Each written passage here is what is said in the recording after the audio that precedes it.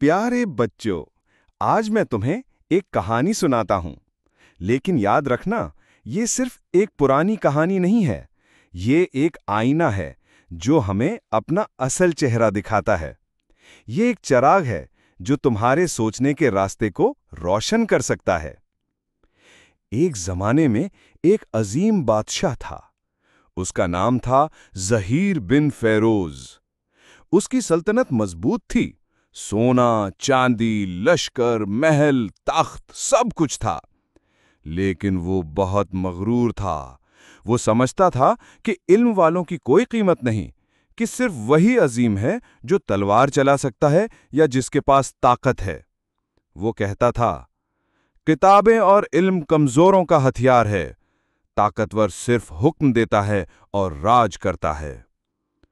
और फिर किस्मत ने एक ऐसा बाब लिखा जो उसे हमेशा याद रहेगा। कुछ महीने बाद बादशाह के दरबार में आवाजें गूंजने लगीं। बाजारों में, कूचों में, गांवों में लोग एक ताजिर इब्राहिम का जिक्र करने लगे। ये एक आम सा ताजिर था जो हमेशा सादा लिबास पहनता, इल्म और हिकमत की बातें करता। पूरी सल्तनत के लोग उसकी बहुत इज्जत करते थे। वो सबके दिलों पर राज करता था। इब्राहिम मसाले, कपड़े और चमड़ा बेचता जरूर था, लेकिन साथ में इल्म, हिकमत और दानाई से सोच बेचता था। समझ देता था, मसले सुलझाता था। लोग बादशाह से डरते थे क्योंकि वो जालिम था, सिर्फ ताकत के जोर पर फैसले सुनाता था। अगर कोई उसके खिलाफ बोलता तो बादशाह उसे कत्ल करवा देता था। यही वजह थी कि लोग अपने फैसले इब्राहिम के पास ले जाते थे। वो अपनी इल्म और हिकमत से लोगों के मसाइल हल करता। जब बादशाह को इसका इल्म हुआ तो बादशाह बहुत गुस्सा हुआ और इब्राहिम को महल में पेश करने का हुक्म दिया।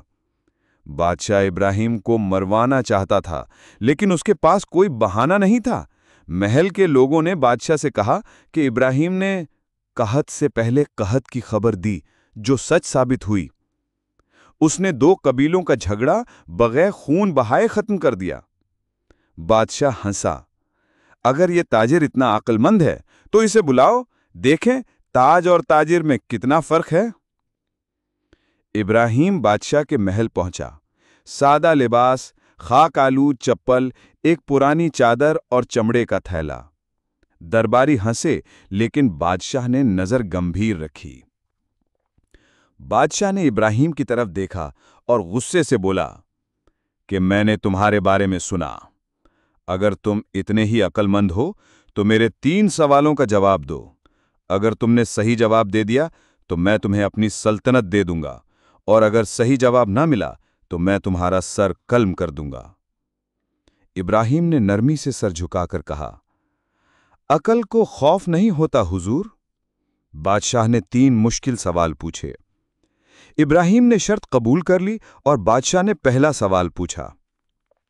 सवाल नंबर 1, खजाने का चोर।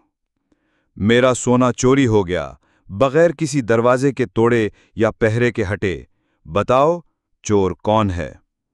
इब्राहिम ने मुख्तसर कहा, चोर वही है जो आपके करीब है, वही जिसे आपने खुद चाबी दी है।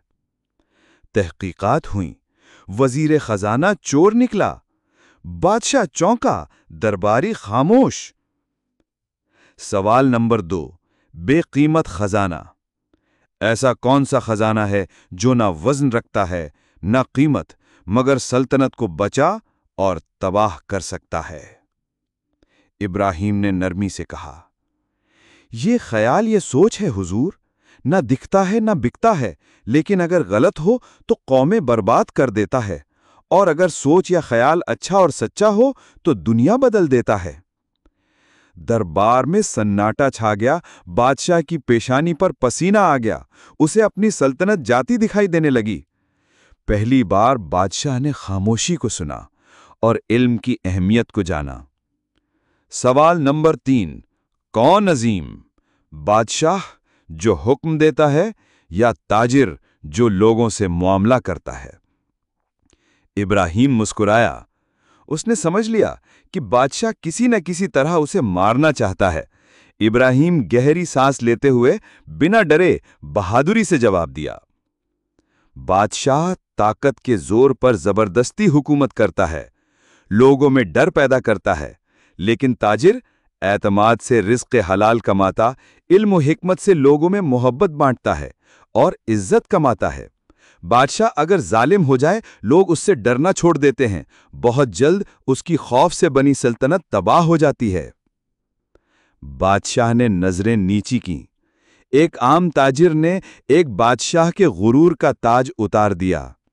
بادشاہ کی طاقت اب علم اور حکمت سے ہار چکی تھی۔ بادشاہ نے اپنا تاج اتار کر ابراہیم کے سر پر رکھ دیا۔ وہ سمجھ گیا کہ اس کی عوام اپنے بادشاہ سے نفرت کرتی ہے اور اس کی طاقت سے بنی یہ سلطنت تباہ ہو جائے گی۔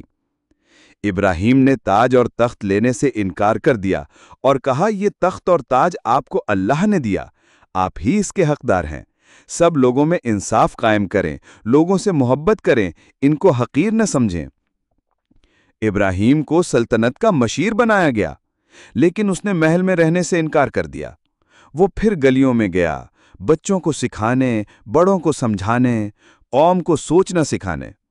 سالوں بعد جب بادشاہ بوڑھا ہوا تو اس نے لکھا، میں نے تاج تلوار سے حاصل کیا، لیکن ابراہیم نے مجھے دلوں کی حکومت سکھائی۔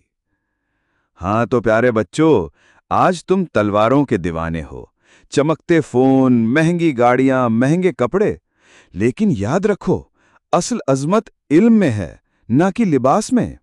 دنیا میں اگر سوچنے والے ختم ہو گئے تو حکومتیں ہوں گی، لیکن رہنمائی نہیں ہوگی۔ اور جب قوم کے مشیر خاموش ہو جائیں گے تو بادشاہوں کے فیصلے تباہی لے آتے ہیں۔ تاج پہنو لیکن غرور نہ کرو، سوال پوچھو لیکن سبق بھی سیکھو، اور سب سے بڑھ کر اپنی سوچ کو زندہ رکھو، کیونکہ سونا ختم ہو سکتا ہے، فوجیں ہار سکتی ہیں، مگر ایک سچا خیال دنیا بدل سکتا ہے۔